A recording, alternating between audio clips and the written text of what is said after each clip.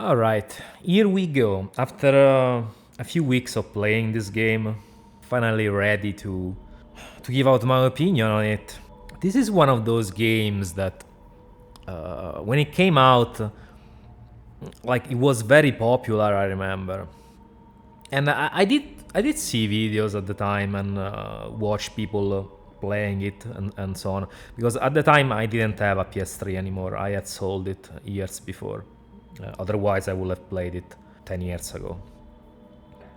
I was watching the videos, I was like reading the opinions online, and honestly, I couldn't put two and two together and see what was so special about this game. Yeah, the presentation is top notch. There's no denying about it. Graphics as well. Even on PS3, this was one of those games that really pushed the PS3 to its limits, pretty much.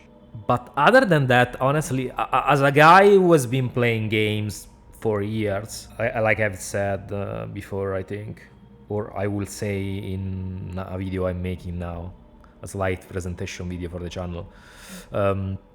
I've been playing games, I think, since 89 or 1990. I don't remember the exact year, but yeah. As a guy who has been all through all this, I couldn't really see what was special about this game. So now that I finally got to play it, I understand a little bit more the strong points of this game. I also got to see the weakest points, and there are quite a lot. So let's get into the whole review. Now, the story is pretty much your average post-apocalyptic story, like zombie outbreak, virus outbreak story. The only thing that's slightly innovative, if you want to call it that, that's different than your usual story of this kind, is that instead of a virus, there's a mold, there's a fungus that's responsible for the whole outbreak, for infecting people.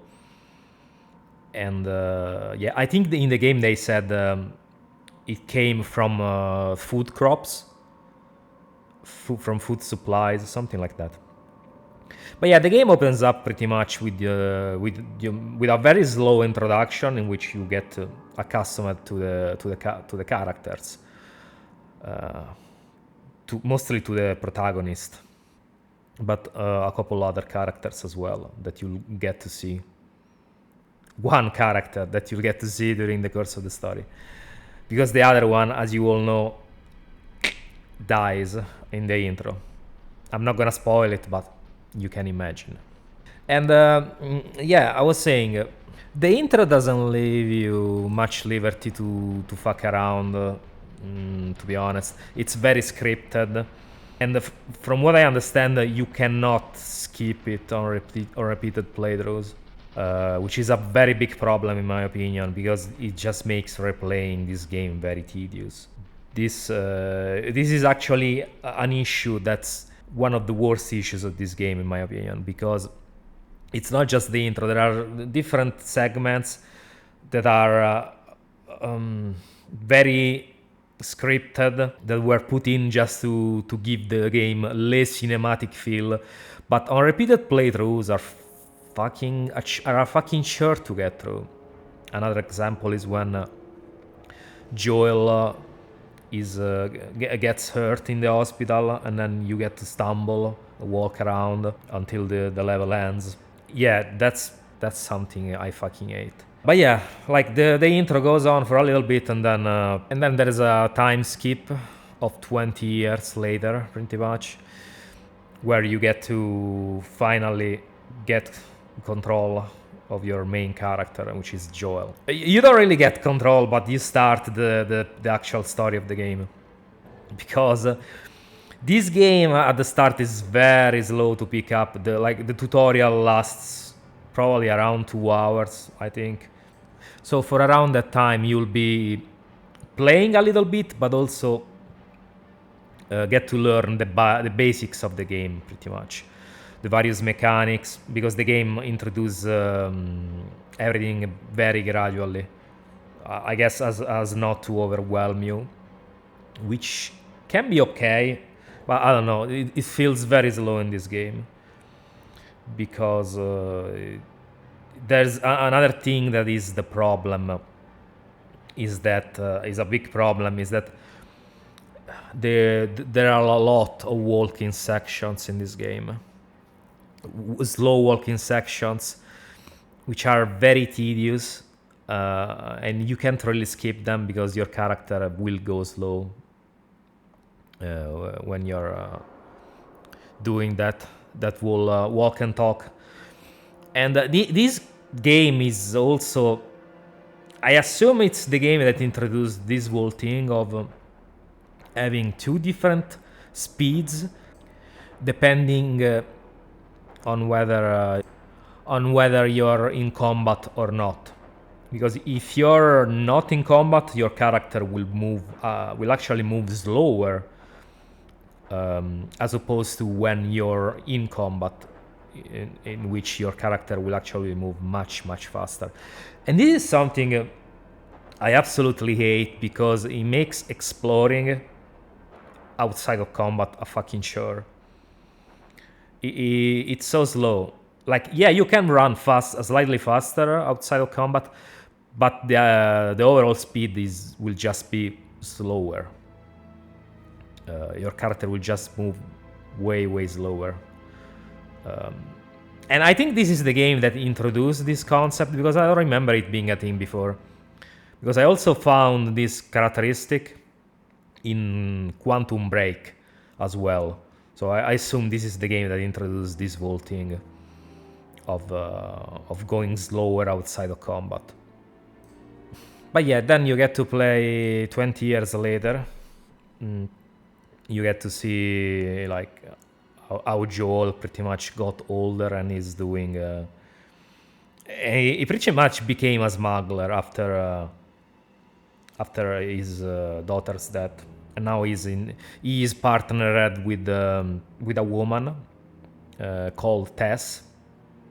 Now, when it comes to the female characters in this game, there's gonna be a trend. There's gonna be a lot of strong female characters, and Tess is one of them. Honestly, you can tell when it comes to the storytelling and to the wokeness, you can already tell that what Naughty Dog was doing back then. Like, probably a lot of people didn't pick up on the agenda this game was pushing, and honestly, I wouldn't have picked up either, because 11 years ago, I was pretty naive when it comes to this stuff. Yeah, there's no single female character portrayed in a bad light in this game. They're all strong, independent, tough. Like, it's clear what they were trying to convey. And but to give credit to them, at least they did manage not to make any of them obnoxious. So I don't particularly dislike them. They are okay characters. They're just a bit too competent for my taste, considering all that happened. But yeah, like I've seen worse. From what I understand, the sequel was way more woke. This one is still woke, but on an acceptable level. It's not something that puts me off from playing the game. Like let's just say that this game is the maximum my suspension of disbelief can tolerate without getting triggered, except for just one occasion. But I will talk just one character, but I will talk about it later when it's actually the time. But so yeah, there's Joel and Tess.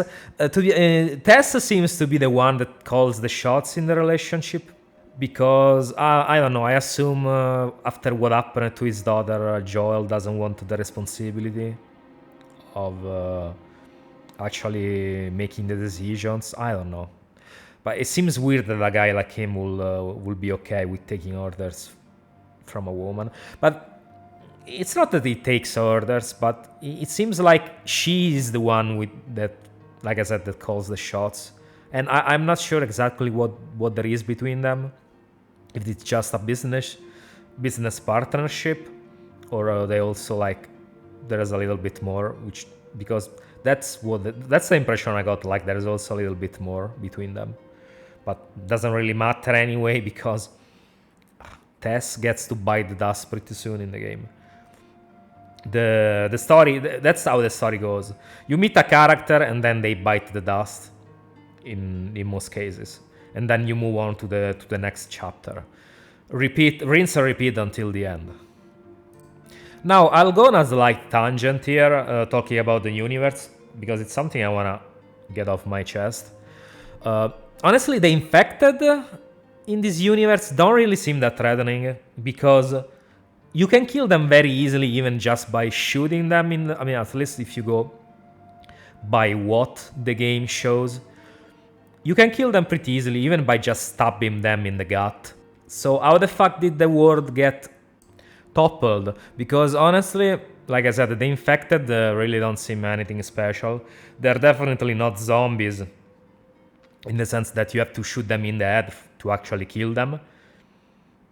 And I feel that in zombie stories, that's already a stretch, that people wouldn't figure it out, that they have to shoot them in the head to kill them. But here, yeah, they run, but honestly, I don't think running will be enough to overthrow like the army. And yeah, the spores, the contagion also can spread through spores. But since people know about it now, they can just wear gas masks. Like when you play the game, you don't actually see many spores or many people get infected by spores. Because I assume now people are aware of that, so they maybe when they go outside they bring gas masks with them. But it doesn't seem like something that will actually allow the fungus to conquer the world. It seems, I don't know, a bit of a stretch. Like this whole scenario that the world gets reduced pretty much to a post-apocalyptic wasteland just because there's a fucking fungus and infected that are nothing special aside from the bloaters. But yeah, I just wanted to point this out because I don't know, in this sense seems one of the weakest infected armies to be seen in a work of fiction, honestly. But yeah, I just wanted to point this out. So let's move on to talking about the game. Now, pretty much Joel's objective in the story is to look after Ellie, which is a girl that is supposedly immune to the fungus, and he is supposed to smuggle her out of town, because people in this universe are pretty much living in quarantine zones that are guarded by the army, or at least what is left of it. And of course they are not allowed to go outside. So there's that's pretty much what Joel does to make a living. He smuggles things mostly. So yeah, he was tasked by a group of revolutionaries called the Fireflies to smuggle this girl out of town and then hand over to them at a specified location. But throughout the game, they will also prove how incompetent they are at everything. They either get killed or they just fuck up on their own. But yeah, you're supposed to hand the girl over to them because they want to study her and see if they can find a cure for this fungus, for this mold. But even though it will probably be useless because a lot of people don't like the Fireflies, from what I understand. So even in the case they were successful, who knows if people will actually get the vaccine or not. But yeah. And so Joel goes on this journey to bring Ellie to the Fireflies, Ellie is the name of the girl in question. And she's very young. She's 14, which is okay for a character that you're supposed to protect. But she will also be playable later on in the story. And the problem I have with Ellie, like her as a character, she's fine if you just take her as a character. She's a teenager, she's rebellious, and so on.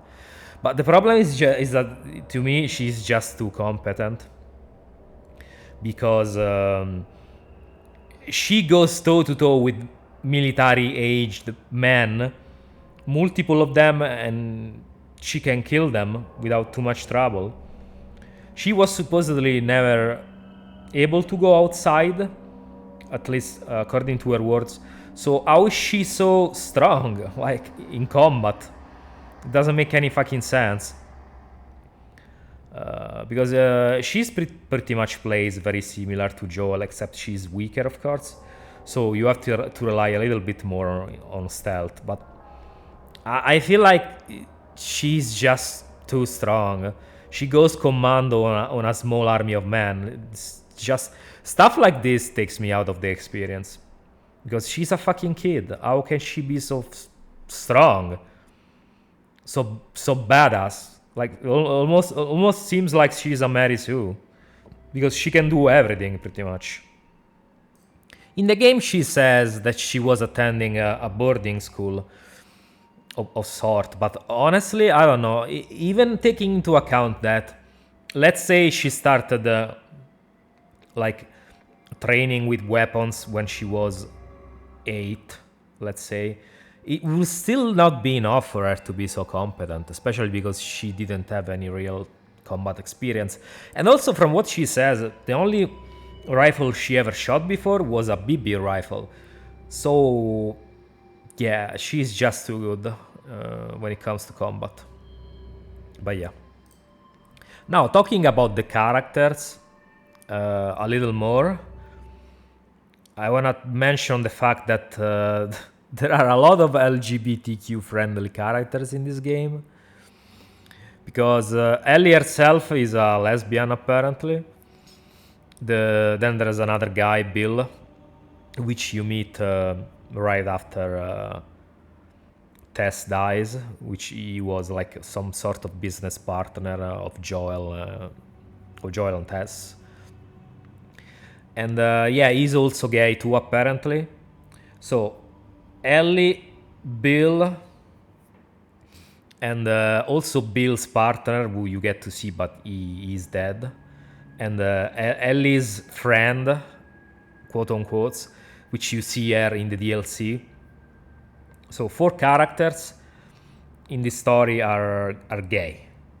I don't know, to me it seems like a little bit of a stretch to have 4 gay characters in a story like this, considering the dwindling numbers of humanity. But what do I know? Now, I don't have a problem per se with characters being gay, as long as they don't show it in your face, which they don't really do in this game. So like I was saying before, it's not really that egregious. I can tolerate this stuff. I don't mind it too much. But I don't know, it seems like they did it only to pander to a certain crowd. And when it comes to Bill, like I said, he is being gay has no bearing on the story, because it's barely mentioned.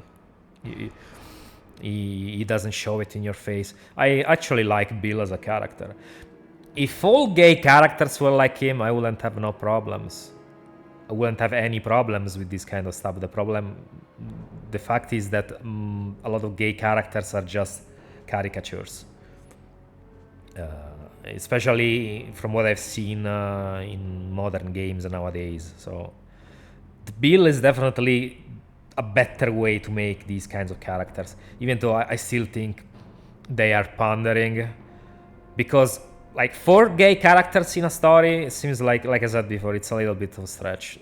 1 or maybe 2 are enough if you want to go for the representation route. Other than that, you're just fucking pandering and you're virtue signaling. Other characters that I think are worth mentioning are Joel's brother, which I actually like. He seems way chill, more chill than Joel himself. I actually wish we got to play as him in the game. I actually wish we got to see more of him, which sadly is another thing because we see him like a couple of times and then he disappears.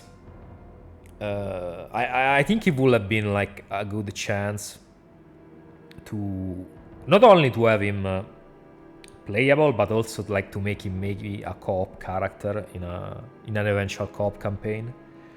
But yeah, sadly it's another thing in the game. And also related to Joel's brother, he has a wife now, which he is in charge of the outpost he is living in. Of course, another woman in charge in a post-apocalyptic setting. I mean, but like I said before, Maria is her name. She's okay. She's actually probably the better female character because she's concerned about her husband. So like a real wife who lacked, a wife who loves her husband. She doesn't go Rambo like Ellie does. She seems like a normal woman, so she's okay in my book.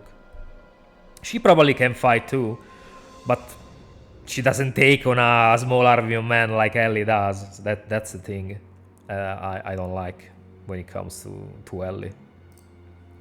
Now, I'll talk a little bit about the gameplay, which is what made me actually buy the game. The part that was really interesting to me. The gameplay and the setting. But I'll talk about the gameplay now. And then I'll go back to talking about the characters with some spoilers later on. So even though it's an old game, I'll just do that. So the combat, the gameplay. The gameplay is basically an action game in third person with horror stealth elements. The game gives you quite the freedom when it comes to tackling the situations you find yourself in. Mostly the combat scenarios, of course, when you find yourself surrounded by enemies. There are two typologies of enemies, humans and infected. So there's a good enemy variety, for sure. Human enemies are pretty intelligent. So you'll have to strategize quite a bit if you want to get the best of them. Especially if you play on max difficulty, which is called grounded. The infected are of course stupider, more primal when it comes to their behavior, but they're also threatening as well because a couple of them are an insta kill. As soon as they touch you, they can kill you immediately. And then there's other two types that are less dangerous but still can fuck you up very easily. There's the basic infected, which is I think they're called runners, and you can kill them very easily with a number of tools, weapons. Even just by punching them, you can kill one. You punch them repeatedly. Then there's the stalkers, which are an in-between the basic infected and the clickers. Then clickers are basically blind, but you cannot stealth kill them unless you have a knife, which is an expendable resource. And when it comes to the knife, I have to say they took a page from Dead Space because the knives, the sheaves, you can craft them. Yeah, this game has crafting. I'll talk a little bit about this later. The game has crafting, and you can use them to either stealth kill clickers or other enemies, except that when you kill them with a sheave, the animation goes way faster, as opposed to like just killing them stealthily by strangling them, which plays a much longer animation. And you can also use those sheaves to open locked doors that hold resources inside, which are optional. So they took a page from the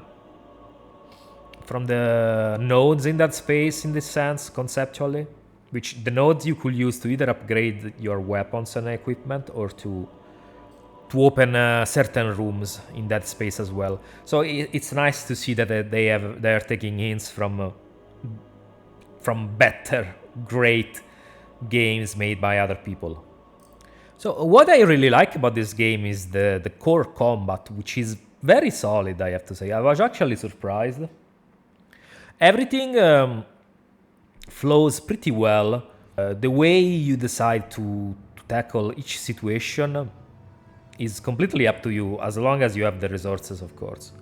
Because you have a variety of weapons and also tools such as explosives, stun bombs, like smoke bombs, molotovs, and so on. You have complete freedom in this sense. You have a good arsenal, complete freedom.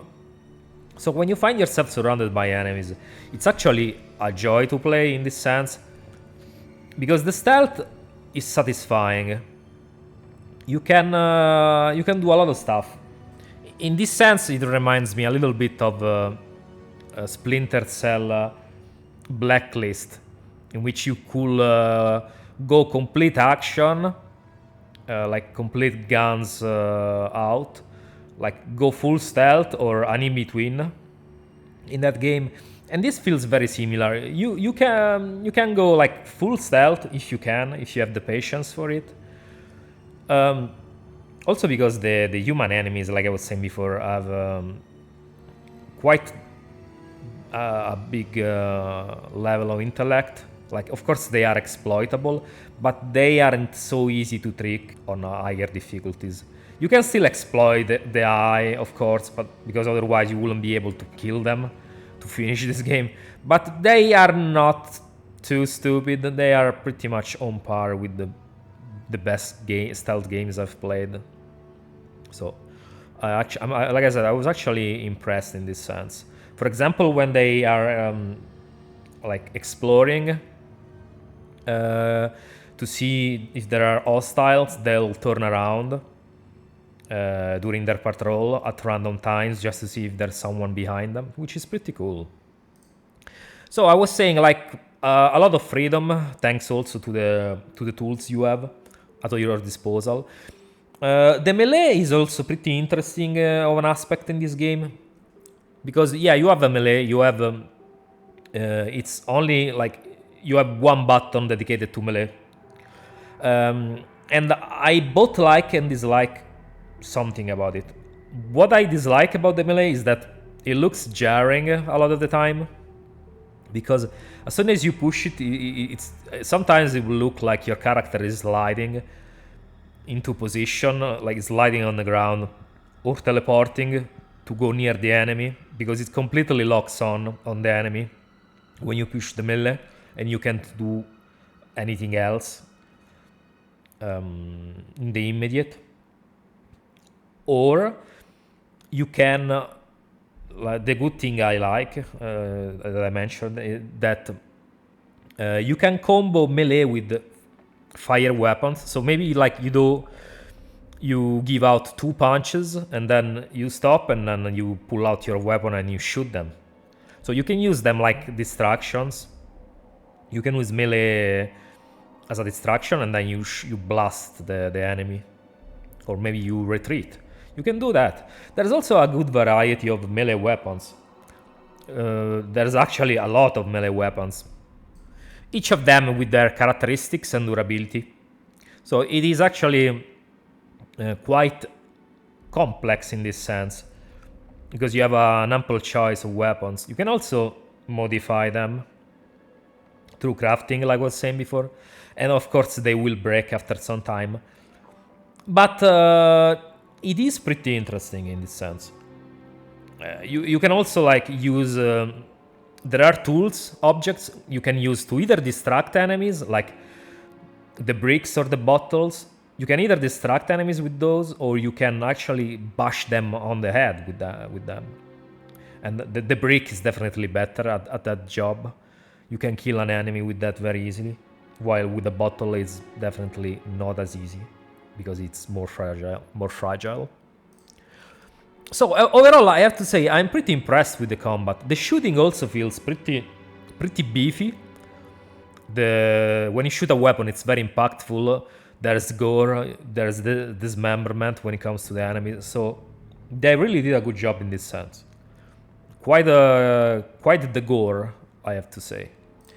Now, when it comes to crafting, you can craft a couple of things like mostly explosives, molotovs, medikits, sheaves, and you can power up your melee weapons, like I was saying before. You do that by using the resources you find throughout the levels, exploring, picking them up. And that's one aspect, which is, pretty part of the course in this sense. It's nothing special. It's your usual crafting. But there is also upgrades for weapons and also for the character. You upgrade the weapons by using some of the resources you find in the levels, because there are two types of resources. The ones you use for crafting, so to craft explosives and so on, and others you use to power up your weapons. So those you use to power up, to upgrade your weapons, are pretty much spare parts. They function pretty much as the currency in Resident Evil 4. Because in Resident Evil 4 there will be currency you use to upgrade your weapons. But here there's these gun parts. These metal scraps and whatever they are. And you can upgrade almost all of your guns except one. There is a number of upgrades. Some of them are specific per weapon, and they also work in a way that are gradual, in the sense that you can only upgrade a weapon as long as you have the tools for it. So when you pick up the first tool, you can make level 1 upgrades. When you pick up another tool, you can do level 2 upgrades and so on up to level 5. So the power-ups are gradual, like I was saying. And then there is also character upgrades. You use another resource you find to buy them, let's say, to unlock them. And then there's a few. There's you can reduce your aim's way. You can raise your health, for example. And then there's another one which is pretty interesting, which allows you to get out of the grab of a clicker.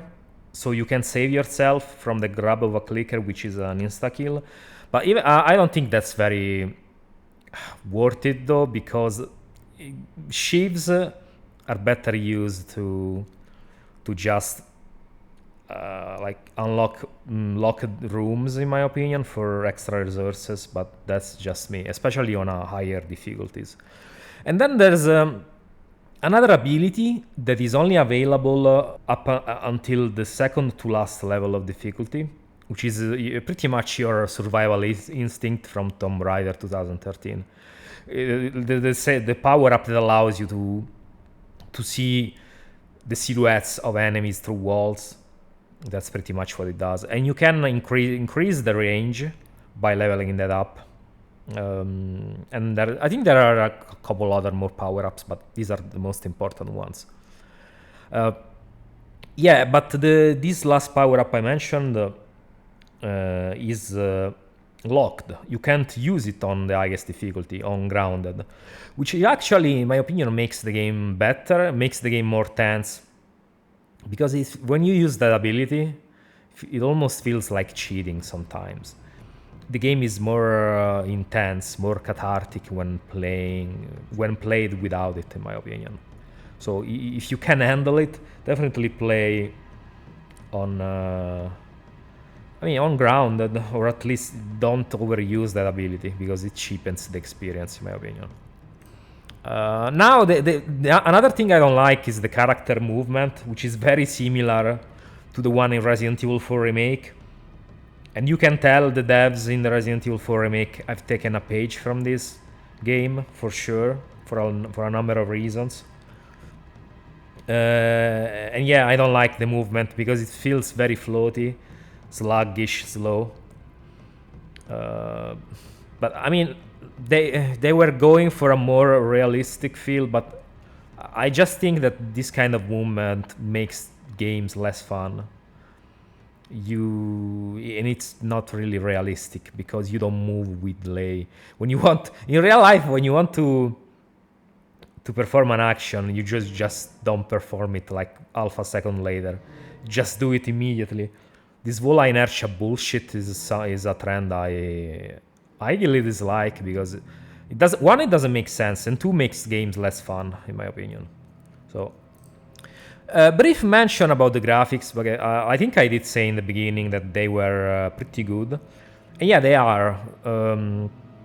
This pretty much is the remade version. Last of Us Part 1 is the remake of Last of Us original on PS3. And the graphics here are even better. They did change some of the aesthetics of the character too. But honestly, it's a matter of taste. I've seen the screenshots of the PS3 version to compare, and I mean, they are different, but I can't really say which I prefer. Some I prefer in this version, some in the PS3 version. So it's nothing really too drastic in terms of choice when it comes to that.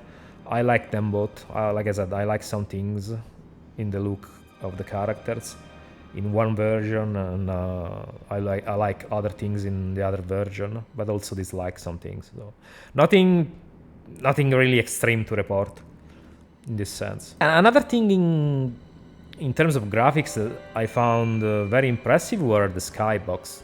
Also the exterior design. It's very, very good looking. Like the landscapes, they look extremely good. The skyboxes are amazing. So I mean, graphically, this game is top notch. You really can't say anything in this sense. You can't complain. Well, really well done in this sense. I mean, but Naughty Dog has always been good when it comes to graphics. Their games have almost always been graphical showcases. Now I want to talk a little bit more about some aspects of the characters. There will be some spoilers, so even though it's a very old game, if you haven't played it, skip this section. I'll put the timestamp in the video so you know. But yeah, now the characters, as I was saying, when I mentioned it before, like the women are too competent. I mean, I think it's mostly Ellie that I have a problem with in this sense, because Tess, for example, does her thing mostly when she's with Joel. So that's I like Tess and Joel as a team. They work well together, even though she sometimes boss him around for whatever reason. I don't know why he's okay with it. But yeah, like I was saying before. Then there's Ellie, which, like I said, it's just too jarring the way she's pretty much almost as good as Joel when it comes to combat, despite being a friggin' child, 14 years old girl. Like, she should be the leader of the Fireflies, honestly. Yeah, because, like, come on. She has better combat prowess and experience than most of the Fireflies. The Fireflies are friggin' scrubs from what I've seen. They constantly get killed.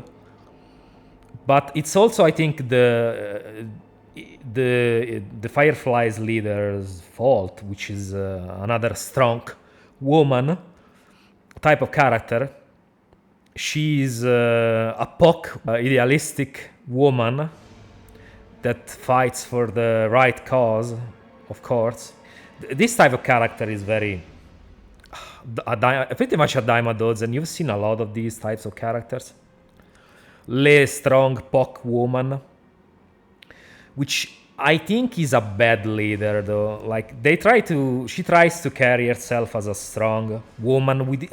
She has her weaknesses for sure. But you can listen some of her recordings, readings, her diary at some point, I think. And she is full of insecurities, of weaknesses. But the way she carries herself, she will make you think that she's very strong. She appears like that, I guess, to show others that she knows what she's doing. But she admits even to herself that she's a bad leader, and she is, because she gets her men killed a lot of the time. She's just not a good leader. So I'm not sure why they will keep her in charge all this time. She's absolutely a bad leader. She takes bad decisions. She doesn't. She takes the surgeon's opinion at face value without trying to listen for a second opinion. Maybe they don't have another surgeon in the Fireflies, but you go and find another one instead of just trusting the first opinion. Because, doctors are wrong a lot of the time in real life, so you shouldn't just trust one opinion. Because she's willing to trust the surgeon's opinion when it comes to the surgery, to see what's going on in Ellie's body. And this surgery will kill her, will kill Ellie. That's pretty much the big debate when it came to this game. Was it right to kill Ellie with the surgery to possibly make a vaccine? Even though nothing is guaranteed in medicine. Like, that was just a gamble they were taking. But there was no guarantee they will actually have been able to formulate a vaccine for the disease. So they were taking a pretty big gamble, risking the life of the only person who was immune, and also she was a child. But no, let's just kill her because the greater good. That's pretty much how Marlene she puts it. I wouldn't want to kill her, but I have to, because I have to fight for the greater good. But honestly, I don't know. I side with Joel in this sense, because there's been like a lot of discussion already. Did he do the right thing by killing everybody inside the hospital and taking Ellie away and saving her life? I think he did, because yes, his reasons were selfish, because he didn't want to let her go. Figuratively, it was pretty much him not wanting to let go his daughter for the second time. And you can say, yeah, it's very selfish. But honestly, the way they portrayed the humans in this game, society can get fucked for all I care. I totally agree with what he did. He definitely did the right choice. Also because he's old. He's probably in his mid to late 50s. And he doesn't have much left to live anyway. So he wants to enjoy the last few years of his life with someone he cares about near him. And considering how society has treated him, even since when the outbreak started, they have constantly tried to kill him. They killed his daughter. Yeah, he also was no saint, but honestly, if he didn't do that, he probably would have been killed. So in my opinion, he totally did the right thing by gunning everybody down, because the Fireflies are actually pieces of shit, in my opinion.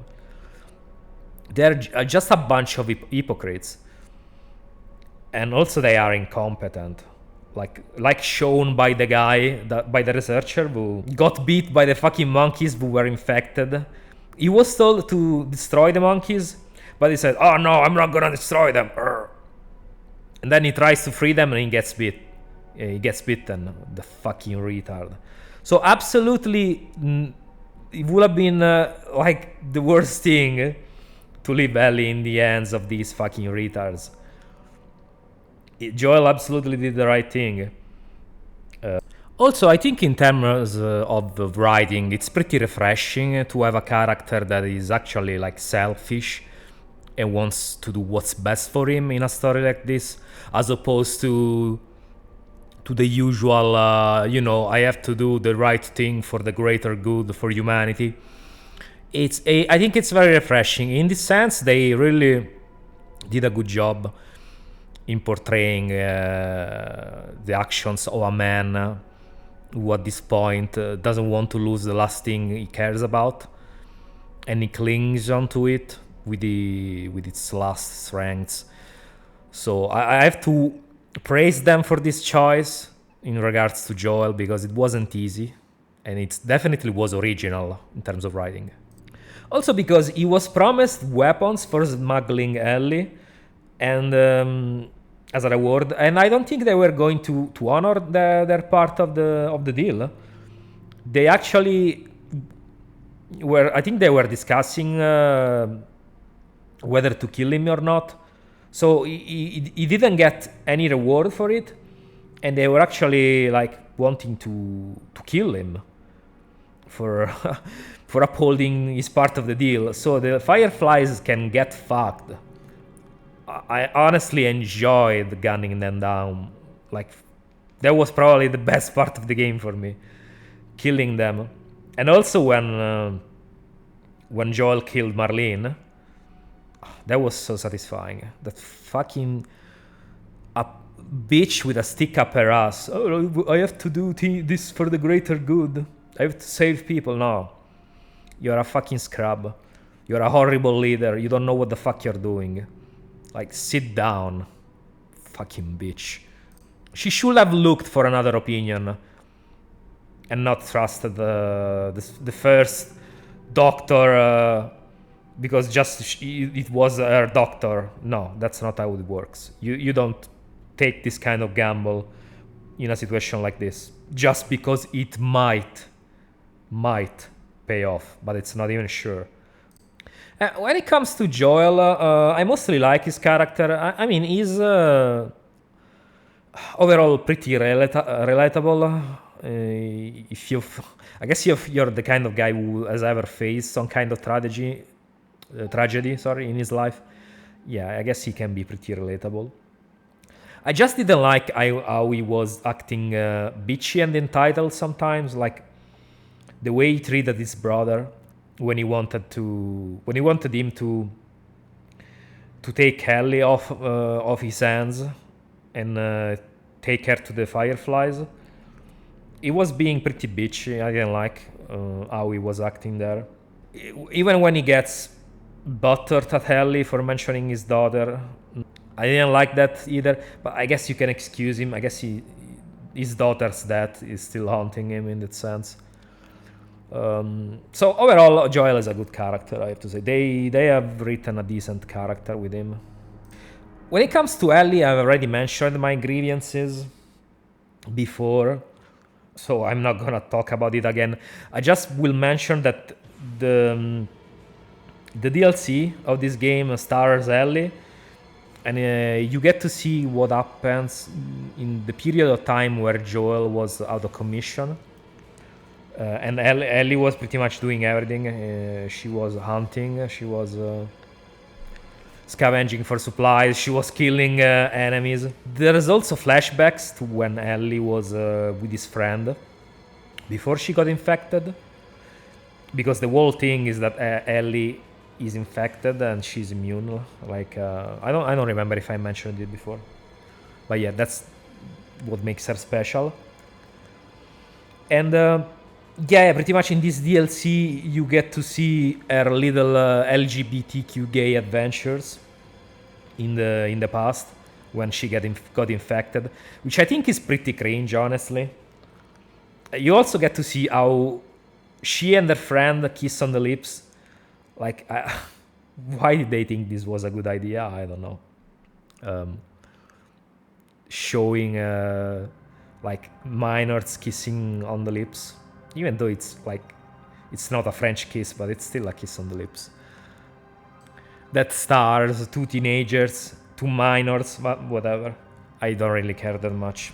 I actually would have preferred if in the DLC there was, yes, a flashback, but like when it comes to Joel and his brother, back right after when the outbreak, after a few months the outbreak had started, would have been more interesting compared to what the actual DLC for the game is. Honestly, I have played it only once and I'm not gonna replay it again because I don't think it's a good DLC in that sense. And another thing to mention is the one of the villains, which is the leader of the hunters, the guys that are cannibals that you fight throughout the game. I just think it's funny how this guy, I think his name is David. He resembles that guy. How is he called? I think the Nick Requieta, the fucking lawyer. Yeah, he looks like him. And pretty much this guy, the deal with this guy is that I think he's the leader of the hunters. And so these guys are cannibals. But this guy, like specifically, David, is...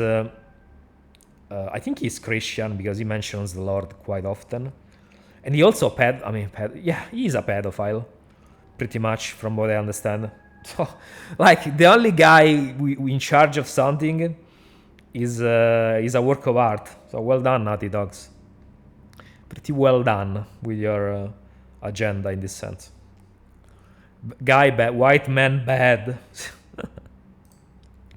Then the other 2 characters that are worth mentioning, I think, are the 2 black guys, Sam and Harry, I think. I mean, I was actually expecting them to be obnoxious, but they don't actually are. They are pretty chill. It was actually sad when they died.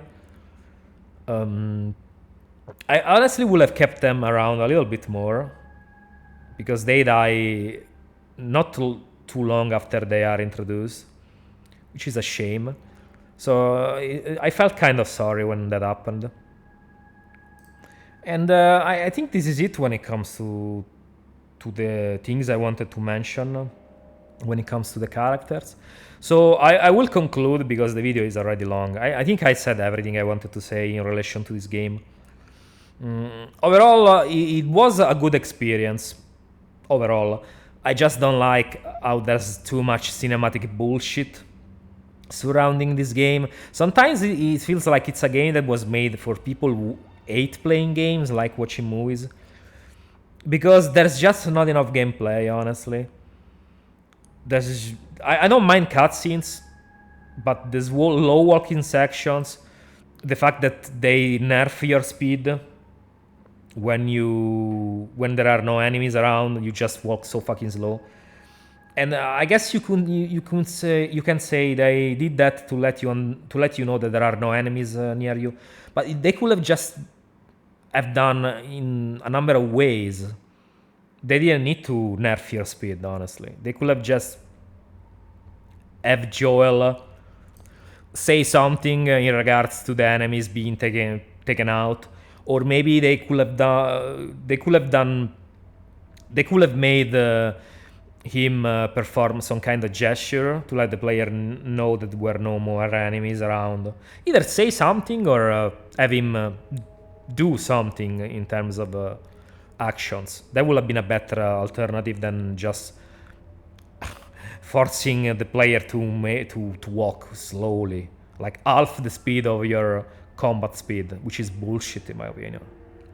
Which also makes like scavenging for supplies and looking for collectibles obnoxious overall. Yeah, don't do that. And before I mentioned the gameplay and all that stuff, I forgot to mention that there are some puzzles, but the puzzles are very basic, like pretty much just pick up the ladder and move it to this other location so you can pass, or use this draft to carry Ellie on water because she can't swim. Very basic puzzles just to break off the pace of the game, so nothing even worth mentioning, but yeah. So overall, I like the game, the gameplay mostly. The story is okay. The characters overall are okay, despite some flaws.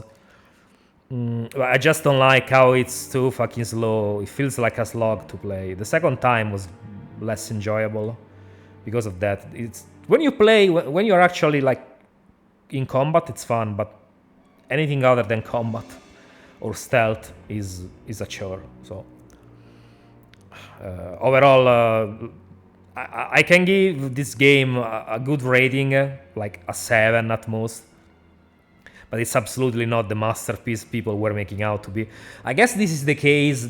The same, like something similar, like when that happened with Skyrim, when you had people who had just started playing games, and they see a game that is competently made with good graphics, a story that tries to paint itself as serious and adult, and they see it and go, oh wow, this really looks mature and serious, and it looks good and it plays good.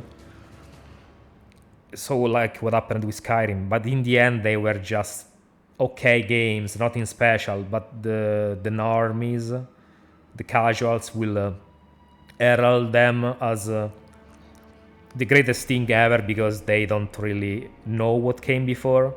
This is pretty much baby's first stealth serious game, horror game, I don't know. But this is pretty much what happened with this game.